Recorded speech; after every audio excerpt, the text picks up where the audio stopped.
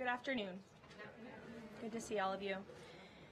I want to begin today's briefing by addressing the horrific shooting that took place yesterday at the Annunciation Catholic Church in Minneapolis, Minnesota, where a deranged shooter opened fire during morning mass, killing an innocent 8-year-old and 10-year-old. 14 other children and 3 adults were also injured during this horrible tragedy. This was the first morning mass of the school year for these beautiful, innocent children, and this sacred religious service was desecrated by an evil monster. We are all eternally grateful to the heroic law enforcement officers and first responders whose courage and swift response aided all of those impacted by this horrible tragedy. As Director Kash Patel confirmed yesterday, the FBI is currently investigating this shooting as an act of domestic terrorism and a hate crime targeting Catholics. President Trump signed a proclamation yesterday following his call with the governor of Minnesota, Tim Walz, acknowledging the victims and their families and directing flags to be flown at half-mast. President Trump and the First Lady encouraged the entire nation to join all of us in praying for the victims and their families as they face unimaginable grief and loss. The White House and the FBI will continue to provide further updates as they become available. I also have a quick scheduling announcement for you today. The President will travel to New York City on September 22nd to address the United Nations General Assembly on Tuesday, September 23rd. On another matter, as Americans make their Labor Day weekend travel plans, they will be able to enjoy 5-year low gas prices thanks to President Trump fully unleashing American energy dominance. President Trump ended Joe Biden's Green New Scam policies and is delivering on his promise to make America affordable again. These savings at the pump are giving everyday American families more room in their budgets at the end of each month, which is the exact opposite of what we saw under the previous administration. And as we commemorate Labor Day this year, we finally have a president who fights and delivers for the American worker every single day. President Trump believes that American workers are the heart and soul of our economy and our national identity, which is why he's championed an agenda that puts them first always. For decades, the hardworking men and women of our country who built the greatest nation in world history were sold out by selfish, greedy, short-sighted globalists who put our country on a path to economic and cultural ruin. They hollowed out our factories and towns and betrayed the American working class by shipping jobs overseas and importing millions of low-wage migrants to replace American workers. Under President Trump, this national disgrace is over. American workers are, once again, being put at the center of national trade policy, and the dignity of American labor is being defended. As a result, President Trump has already brought in nearly $10 trillion in new private and foreign investments so that the top businesses in the world can create high-paying jobs in America and hire American workers to fill them. In fact, since President Trump took office, the economy has added more than 500,000 new jobs to the workforce. In a stark reversal from the Biden administration, all of that job creation has been driven by private sector growth, and all employment gains have gone to native-born Americans. Wages for blue-collar workers are now rising at the fastest rate in the past 60 years. And the average American worker has already seen a $500 wage increase this year alone. Thanks to the largest middle tax cuts ever signed into law by President Trump, with no tax on tips, no tax on overtime, no tax on Social Security, Americans in all 50 states will keep more of their hard-earned money. The average American taxpayer will see a tax cut of nearly $4,000 because of these pro-growth provisions, according to analysis from the Nonpartisan Tax Foundation. In other news, President Trump continues to deliver on his promise to restore law and order to our nation's capital. Since President Trump's intervention, there have been more than 1,283 arrests right here in the District of Columbia. Total crime in D.C. is down 19%, and violent crime is down 30%. Carjackings in the district are down 67%. Homicides are down 57%. Robberies are down 40%. Motor vehicle thefts are down 32%. And assaults with dangerous weapons are down 23%. And property crime is down 18%. These numbers prove the president's bold actions to make D.C. safe and beautiful again are working, just like he said they would. And that's why on Monday, the president took additional action to sign an executive order taking steps to ensure that cashless bail in Washington, D.C. is eliminated. For too long, D.C.'s reckless cashless bail policies have allowed dangerous criminals to be quickly released, which endangers everyone who lives in and visits our wonderful capital. No cash bail has also foolishly forced law enforcement to repeatedly arrest the same offenders over and over again, only for them to be released back into our nation's capital. This is the definition of insanity, and the president is seeking to end it.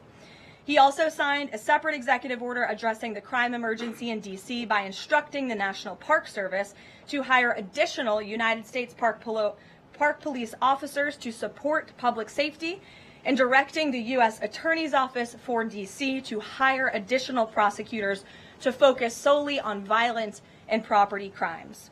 So while liberal Democrats across the country continue to double down on their failed soft on crime approach, the American people, including local D.C. leadership, business owners, and residents, are rallying behind President Trump's crime crackdown.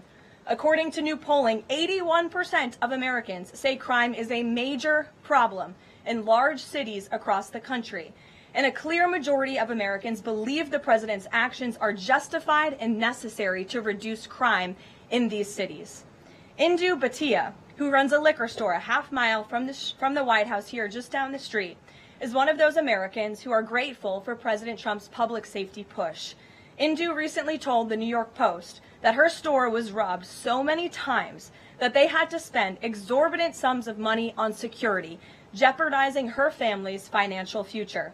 But thanks to President Trump's strong action, Indu said, quote, "All of my employees, including me, we feel much safer, and even our customers feel really happy when they walk into our store." And just yesterday, Washington, D.C. Mayor Muriel Bowser credited President Trump for surging federal law enforcement personnel and said neighborhoods, quote, "feel and are much safer." We thank Mayor Bowser for her cooperation and her willingness to help us make D.C. safe and beautiful. This entire effort has vindicated what President Trump and law and order advocates have been saying for years, and this is our message to Americans in Democrat-run cities nationwide. Decline is a choice. You don't have to live in constant fear of being robbed, raped, or murdered. Your leaders are lying to you, and they have been failing you for decades. The President Trump approach of upholding law and order by letting our brave men and women in blue actually do their jobs to aggressively fight crime works.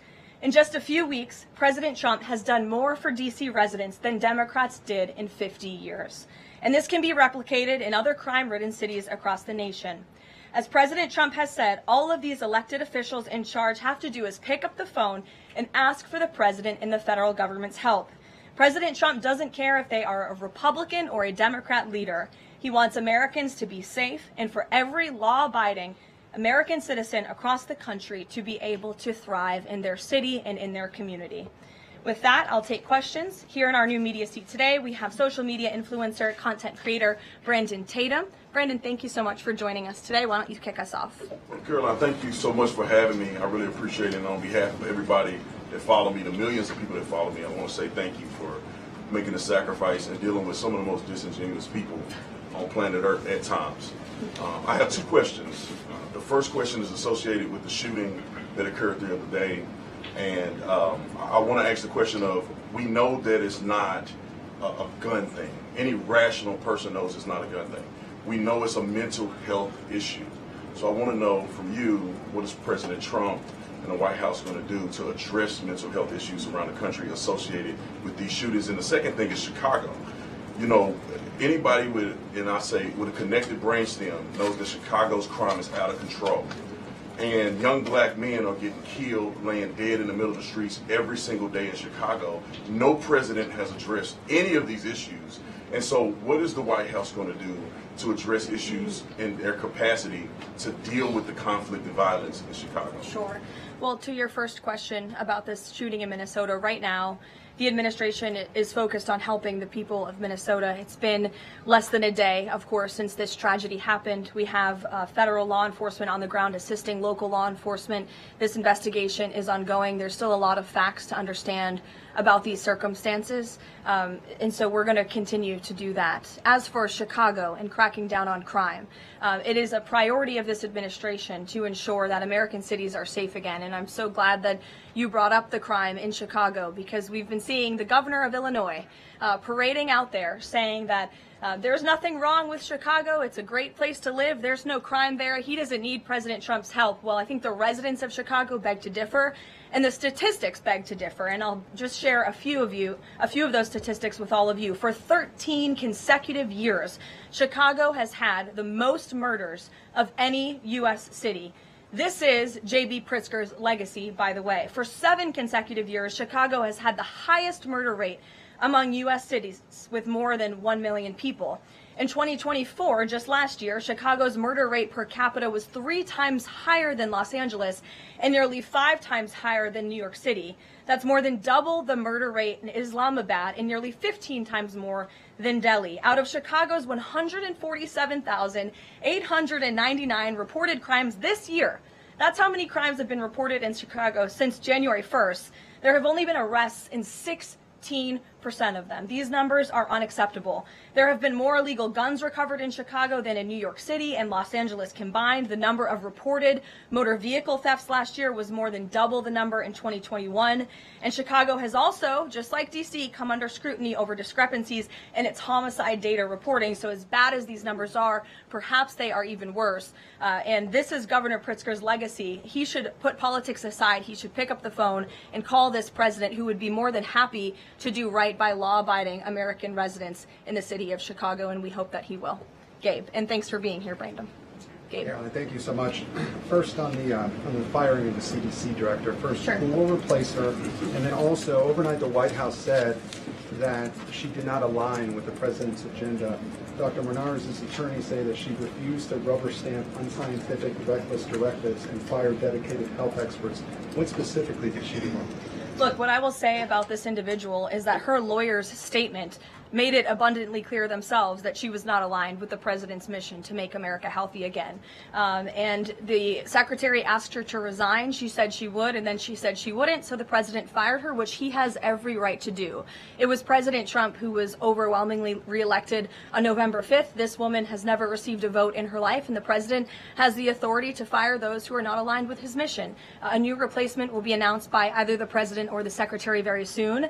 And the president and Secretary Kennedy are committed to restoring trust and transparency and credibility to the CDC by ensuring their leadership and their decisions are more public-facing, more accountable, strengthening our public health system, and restoring it to its core mission of protecting Americans from communicable diseases, investing in innovation to prevent, detect, and respond to future threats. That's the mission of the CDC, and we're going to make sure that folks that are in positions of leadership there are aligned with that mission. Briefly on another topic, alligator Alcatraz. Last week, a judge on an environmental concerns lawsuit said that the administration had 60 days to wind down operations there, state officials did. Now, the administration has not been shy in fighting back against what it calls activist judges, but why is it backing down this time? We're not backing down. We've always said that we are going to continue to fight in the court of law for what's right, because we know that what this administration is doing with respect to all policy, but also immigration policy, is above the books, and we're abiding by our nation's immigration laws. And we think it's despicable that an activist judge has inserted themselves in this migrant detention facility to the point where DHS is now having to relocate these illegal immigrants to other detention facilities around the country. That is an unnecessary burden on the Department of Homeland Security and these agents who should be removing these criminals from our community. That's what the American people elected this president to do. So we've always maintained, Gabe, we're going to comply with court orders, but we're also going to fight back on them on the merits of the law. And DHS is in compliance while we disagree with this decision, and we'll continue to fight it in court. Let's go to... Hey, go ahead. Thanks so much. So just following up on the CDC firing, sure. Are you anticipating other changes there at CDC in addition to that firing? And is the administration going through in a very sort of organized fashion? Is there a task force that's going through high-level appointees to see who is or isn't aligned with the mission? Like, should we expect more or changes? Not to my knowledge. I understand there were a few other individuals who resigned after the firing of Ms. Monarez. One of those individuals wrote in his departure statement that he identifies pregnant women as pregnant people. So that's not someone who we want in this administration anyway. So if people are not aligned with the president's vision and the secretary's vision to make our country healthy again, then we will gladly show them the door. Caroline, can I just Go to the back. Thank you, Caroline. Go behind you, Andrew. Go ahead. Oh, thank you, Caroline. The military deployment that President Trump has sent to the Caribbean Sea close to the shores with Venezuela is massive. It's much more that is needed to simply counter narcotics operations. Is President Trump considering launching military strikes to military installments or facilities in Venezuelan soil?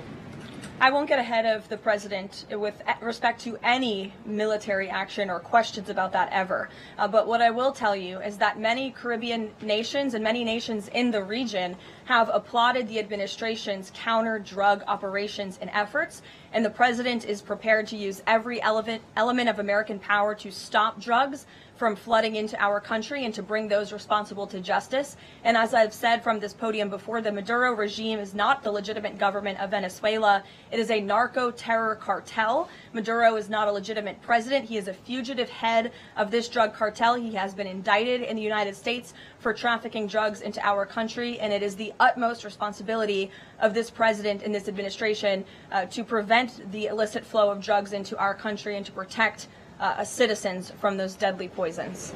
Reagan. Thanks, Caroline. I have two questions for you. Sure. Democrats, including former White House Press Secretary Jen Psaki and Minneapolis Mayor Jacob Bray, attacked prayer and pushed gun control in the aftermath of yesterday's shooting. What's the White House's response to their comments? Yes, I saw the comments of my predecessor, Ms. Psaki, and frankly, I think they're incredibly insensitive and disrespectful to the tens of millions of Americans of faith across this country who believe in the power of prayer, who believe that prayer works, and who believe that in a time of mourning like this, when beautiful young children were killed while praying in a church, it's utterly disrespectful to deride the power of prayer in this country, and it's disrespectful to the millions of Americans of faith. And I would encourage Ms. Psaki to pray for these families themselves, who need it right now more than ever. My second question for you is that there have been media outlets who have glazed over the fact that the shooter was confused in their gender identity. Does the administration believe that this element needs to be investigated in the shooting? All of the elements are being investigated in the shooting, absolutely. Which is why part of the reason the FBI director came out and immediately confirmed that facet of the investigation. John. Thanks a lot, Caroline. Two questions on two separate issues. First of all, the drone and missile strikes that took place overnight in Ukraine. General Keith Kellogg, the president's special envoy, has described these attacks as egregious. Do you agree with that description, and do you view President Putin as an impediment to getting peace between these two countries? Well, it's not about if I agree, it's about what the president thinks, and I know what the president thinks because I talked to him about this. He was not happy about this news, but he was also not surprised. These are two countries that have been at war for a very long time. Russia launched this attack on Kyiv, and likewise, Ukraine recently dealt a blow to Russia's oil refineries. They have taken out, as a matter of fact, 20% of Russia's oil refinery capacity over the course of their attacks throughout the month of August. So the president is continuing to watch this intently, and this killing, unfortunately, will continue as long as the war continues, which is why the president wants it to end. And that's why he's worked harder than anyone to end this war, which would have never started if he were president. But perhaps both sides of this war are not ready to end it themselves. The president wants it to end, but the leaders of these two countries need it to end and want it to end, must want it to end as well. And I think the president will make some additional statements on this later. My second question Sure. has to do with, I just had one more, if I may. It has to do with the president's intention to remove Lisa Cook as a member of the Federal Reserve Board. He is going or acting upon allegations that have been made by Trump administration official Bill Pulte. These are just allegations. She hasn't been convicted yet of any crime. Is the administration opposed to allowing Ms. Cook to have due process to challenge what has been alleged against her? I believe she is challenging it. I believe she just filed a lawsuit today, and Mr. Pulte has deferred those allegations over to the Department of Justice to investigate them. What I will say is that you had these mortgage receipts very clearly shown to the president, and he has the cause that he needs to fire this individual. He laid it out in the letter that he provided to her and to the public as well. And so we'll continue to fight this battle. Carrie. Caroline, so the president just announced that he wants to have a convention right before the midterms next year. The DNC has countered that they too want to have a convention right before the midterms as well. What's the White House's response to that? And can you give us just a little bit of a hint or a tease here as to how the president envisions a convention for the midterms? Look, the president put out a statement on this earlier today. I'll let him speak further on the plans that he envisions, but I think he's very proud of the accomplishments and the achievements of his administration, as he should be. The most secure border in United States history, a crackdown on crime here in our nation's capital, an attack or a reversal of the attack on our energy industry from the previous administration. As I just pointed out to you, gas prices today, this Labor Day, are the lowest they've been since Labor Day in 2020. Our economy is bringing in trillions of dollars in revenue from all over the world again. So there's so much for Republicans and for the president and for Americans across the country to be proud of, and I think the president wants to see that celebrated. But for any further details on this as they come, we'll provide you with them. Iris. Thank you, Caroline. 2 questions on the shooting. What's the administration's message to some concerned parents across the country who might be now worried about their kids' safety in light of the latest incident? We completely and totally understand the concerns of parents across the country. This tragedy it's heartbreaking. As a parent myself, there are no words to describe just the heartbreak that these families must be enduring, which is why the president and the first lady have encouraged everyone to continue to pray for these families and these victims. And it's why this administration is focused on removing public safety threats from our communities. And in fact, I can share with all of you that last night in Washington, D.C., when arrests were being made, there was an arrest of a juvenile right here in D.C. in Ward 7 for threats to kidnap and injure, receiving stolen property, possession of a large capacity feeding device, unlawful possession of firearms and ammunition.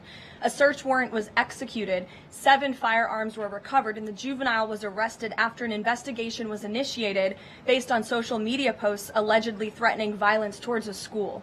So this was a juvenile who was a risk to not just himself, but the community here in Washington, and he was removed from the community last night because of the law enforcement efforts of this administration. And I would also point to the statement of our wonderful First Lady that she released yesterday. She wrote, "The tragic mass killing in Minnesota illuminates the need for preemptive intervention in identifying school shooters. Early warning signs are often evident, with many individuals exhibiting concerning behaviors and making violent threats online prior to their actions. We encourage all Americans, as the old saying goes, if you see something, say something. If you see warning signs or threats, report it to law enforcement. This administration, federal law enforcement, will take those reports and those threats seriously. They will be treated as a law enforcement emergency, and we will act accordingly." And on the First Lady's statement, would the administration consider ramping up resources on these fronts to parents and schools across the country to help them look into these signs and prevent more tragedies? It's a very fair question, Iris. As for any potential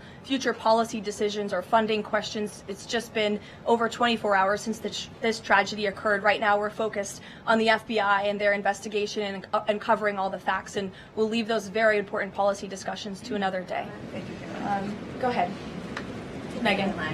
I had a question about the Lisa Cook lawsuit that you mentioned. Does the president plan to wait until that lawsuit is resolved to appoint her replacement? I will leave that to the president to make that decision in that announcement himself. Brian. Thank you, Caroline. 2 questions. Bouncing off the CDC, the situation at CDC, I'm curious if administration officials are pushing back on the president's agenda, privately, publicly, however, should they fear to lose their jobs going forward? Look, I think if you're doing your job well, and if you are executing on the vision and the promises that the president made to the public who elected him back to this office, then you should have no fear about your job. Just do your job. That's what this president wants to see. He wants to see people solving problems. He wants to see the people who have the privilege of serving the American taxpayer and the federal government abiding by the wishes of the American taxpayers who overwhelmingly reelected him in this cabinet to make America great again, or in this case, make America healthy again. On the Intel deal, where the U.S. got a stake in that company, there's two things I want to ask about that. The first is, what did the U.S. get back in return for that deal? And the second thing is, what are the future plans for giving any form of money to another company? It could be through the CHIPS Act, like this deal, or some other form of funds. What are the plans there by this White House administration? Well, look, as you know, Brian, very well, because you cover it often, the Intel deal is still being ironed out by the Department of Commerce. The T's are still being crossed, the I's are still being dotted. It's very much still under discussion. But the president's thinking, I can share with you, is certainly to ensure that the United States government is making our country wealthy again and is benefiting from some of these deals. And it's a creative solution. I know it's outside the box thinking, which is uncommon in this city, but it's something that he proposed and something that the Secretary of Commerce is working on putting into action. Mary. Thanks, Caroline. I have a couple questions on the shooting yesterday. The first one, this is the second shooting involving a trans-identifying shooter who specifically targeted Christians and Catholic kids. What kind of consequences do the gender-affirming therapists, doctors, or even the parents of these shooters face after these types of shootings? Well, as for the parents and potential therapists in this case, again, all of that is still currently being investigated by the FBI. I know the Secretary of Health and Human Services this morning said that HHS is investigating perhaps links between some of these drugs and these prescription drugs that some of these minors may be taking and an increase in violence. And obviously we have mental health problems in this country that this administration and Secretary Kennedy will continue to speak out about in the work that we're doing to solve it. Thank you. And just to follow up, I've seen a lot of calls for action, among these lawmakers saying that we shouldn't just be praying. One that I've seen on the right, actually, is calls for the FBI to institute a new class of domestic terrorism that involves trans ideology. Is that something that the administration would support? I would have to check with the appropriate people on that. Daniel. Thank you, Caroline. We saw some new revised economic data come out today showing the U.S. economy moved at 3.3% clip, largely buoyed by a surge in capex.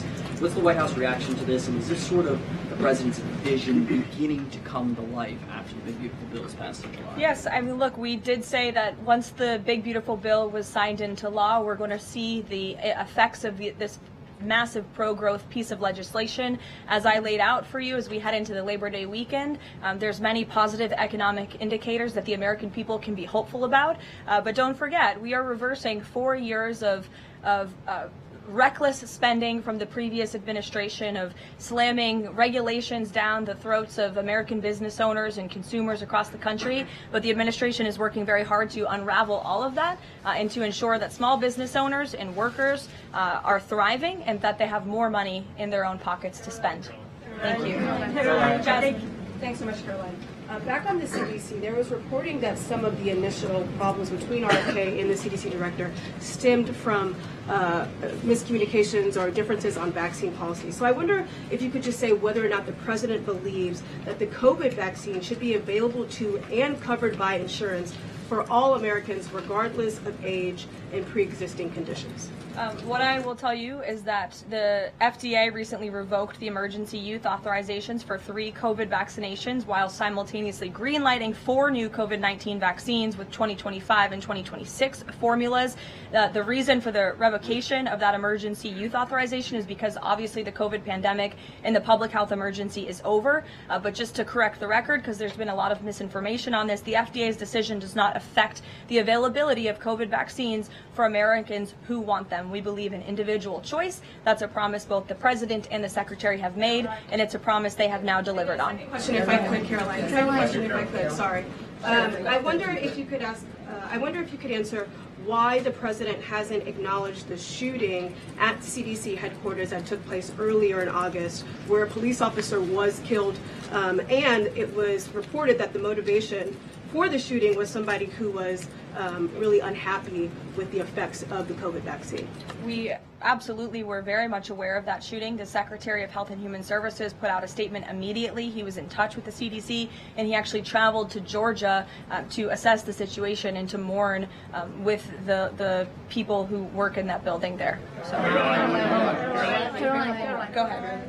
With respect to Labor Day, one of the most underrepresented groups right now are police officers. 30,000 police officers short in America right now.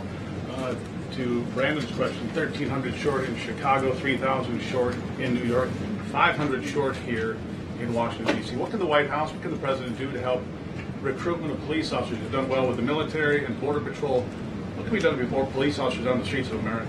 Well, the president has certainly been very successful in recruiting federal law enforcement. If you look at the ICE recruitment campaign that was led by he and our Secretary of Homeland Security, we've seen more than, I believe, 130,000 applicants to join ICE, which is just amazing. There's more applicants now than there are jobs to fill, and we're very grateful for that. Clearly, Americans want to serve their communities. They just need a leader who encourages them to do so. So maybe Governor Pritzker should spend less time demonizing the police, more time trying to recruit more police, and more time trying to call the President of the United States to get crime in his city under control. The President wants to allow law enforcement, whether it's state, local, federal, to do their jobs, to arrest criminals, to put them behind bars, and to remove public safety threats from American communities. He'll continue to do that. Thank you, guys. Thank